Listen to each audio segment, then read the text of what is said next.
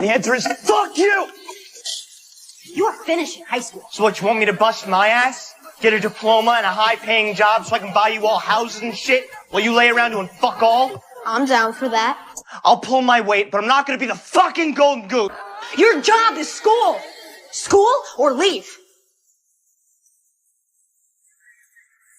I'm lip. I fucking knew since the day I was born that my brain was wired differently. The math formulas that make normal people want to kill themselves. To me, they're as easy as fucking breathing. So ever since high school, I've been tutoring, taking sats for other people. If it pays fast, I'll fucking do anything. And all these struggles and humiliations took place in the south side of Chicago, a godforsaken place that even God has forgotten. I earned this little money from work-study, and before it could even warm up in my pocket, it was fucking thrown into the bottomless shithole of my family. In the end, this so-called genius can't even afford his own college tuition. That damn financial aid application might as well be a worthless scrap of paper by the time it reached my house. Who the fuck it cares? Look, this is my scholarship papers, okay? Look, I can't pay to go back to school this semester because of you guys. I'm sorry, we didn't know. I just had to take out a $5,000 cash advance, okay? You spot me at 20. Look, my credit is ruined because nobody told me about these goddamn fucking papers.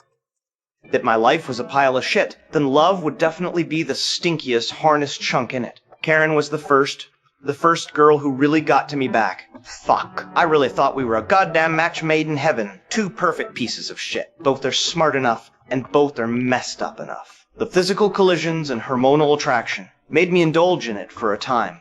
But turns out she was even crazier than me, even more goddamn devoid of a bottom line. She turned around and hooked up with my bastard dad Frank. In the end, even the kid she had wasn't mine, and it was a Down syndrome baby. What the fuck, Karen? I thought you said it was mine. I screwed Timmy Wong as much as I screwed you. I never said it was your baby. You just wanted it.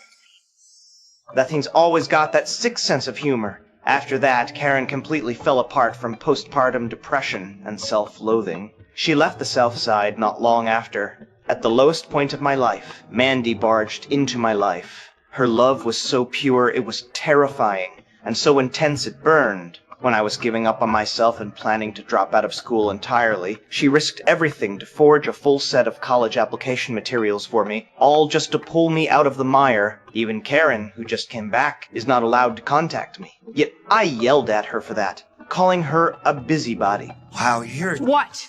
I'm what? You're not my mother, you're not in charge of who I talk to, and you're sure as shit not in charge of if I go to college! But no matter how much of a jerk I was, she would always forgive me unconditionally. When Karen came back briefly, trying to mess up my life again, Mandy solved the problem in the Milkovich family's way. She ran Karen over with her car, almost killing her. When I found out the truth, I broke things off with Mandy completely. I fucking can't accept it, destroying others under the banner of love. This is insane. You know what? Don't sweat it. We were done before you got here. This is Kenyatta. He's my date. Time passed in the blink of an eye, and before I knew it, it was my high school graduation day. That night, the whole family cheered for me. I also became the only one among the 6 siblings to get a high school diploma. But the real surprise came the next day. I received an acceptance letter from MIT.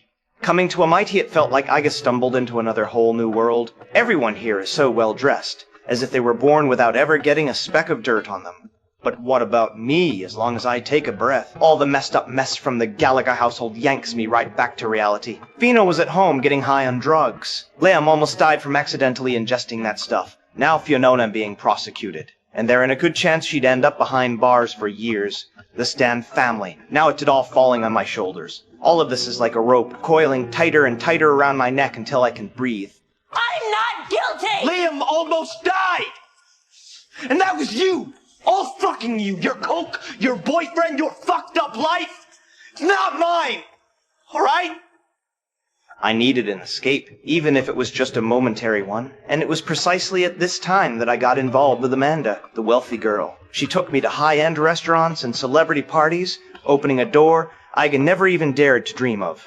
Behind that door lay the hope of breaking free from the cage of my social class.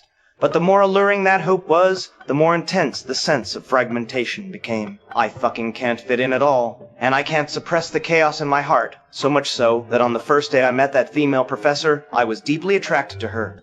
What are you doing? I mean, well, why take such an interest? It's my job to take an interest in my students.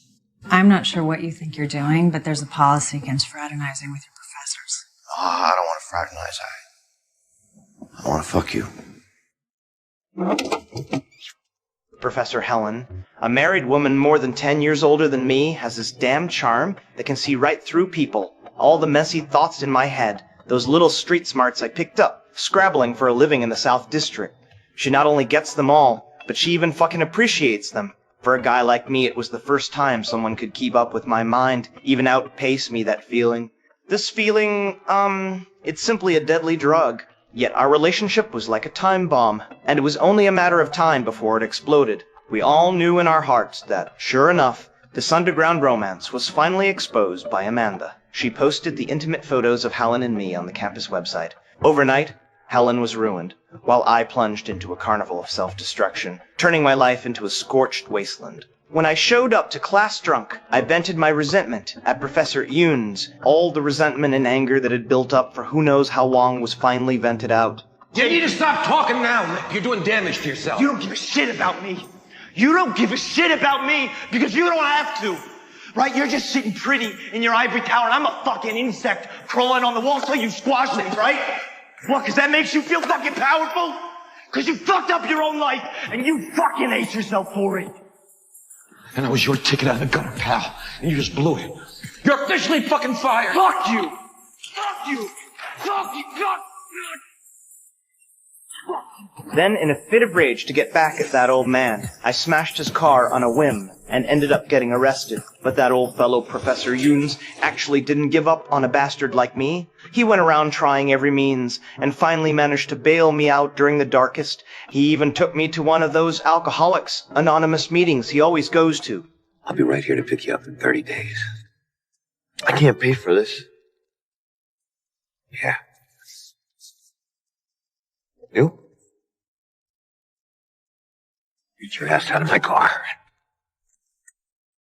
During the darkest, most fucking lost time of my life, Professor Younes was like a beacon, illuminating the path ahead of me. He was a true mentor, a fatherly figure. The process of quitting drinking is painful and lengthy. I've wanted to give up countless times, lingering on the verge of collapse again and again, but I managed to pull through, be self, and for those who didn't completely write me off as garbage. That old guy, Eunice in particular, I owe him a debt. I tried to fucking start over, but because of my arrogance, I completely screwed up the internship opportunity Professor Yoons gave me.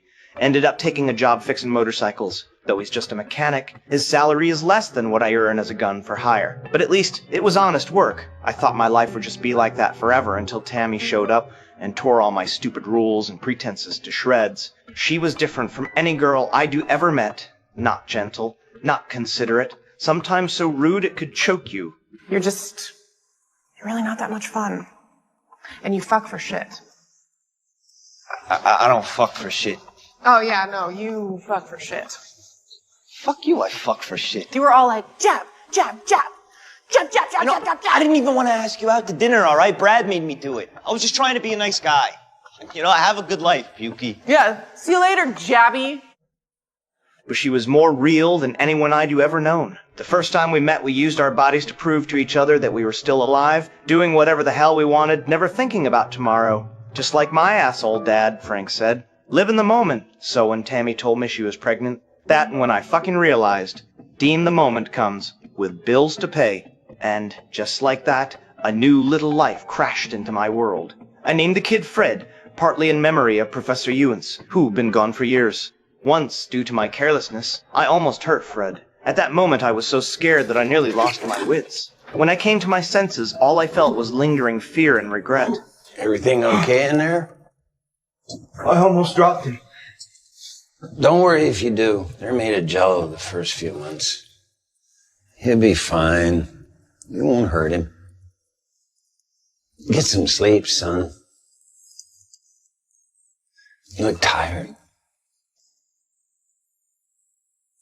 Staring at that tiny life, I felt a responsibility like never before. I wasn't that boy anymore who turned to booze and fists when things got hard. I learned to talk, to compromise, to support. Being a dad isn't easy, especially in this goddamn South Side tuning like playing life on nightmare mode. But the more it is like this, the more I want to be their reliance. I must never repeat Frank's mistakes, nor let the surname Gallagher become a cage that traps me in the next generation. So even though there is so much reluctance in my heart, I still decide to sell this house, leave here, and it will give all of us a brand new start. I think I found somebody who might want to buy the house. He's only got 75 grand, so that means we get 15 each. You take my 15. We don't need it. We're doing fine. Thank you. But no thanks. So, should we sell? You decide. I'm good with whatever you want to do. Everybody's leaving me with the decisions today. It's because you're the closest thing to a dad we ever had. Love you, big brother. I love you too, asshole. I used to be a fool chasing phantoms, exhausting myself on a crowded yet lonely track. Now, I no longer fantasize about reaching the top in one leap, and have bid farewell to those illusory glories of fame and fortune. I've come to understand that true redemption does not lie in escape, but in acceptance. I'm trying to reconcile with the scarred self, to embrace this often messed up world, and to accept the past that can never be rewritten. I want to try building something anew on this rubble beamer. Even if it's insignificant, it's better than being utterly empty. The world is so big that it's easy to get lost. Yet home is so small, small enough to leave only responsibility and love. That's why being a good father and living each day well is the most important lesson of my life, and the only thing I want to accomplish right now.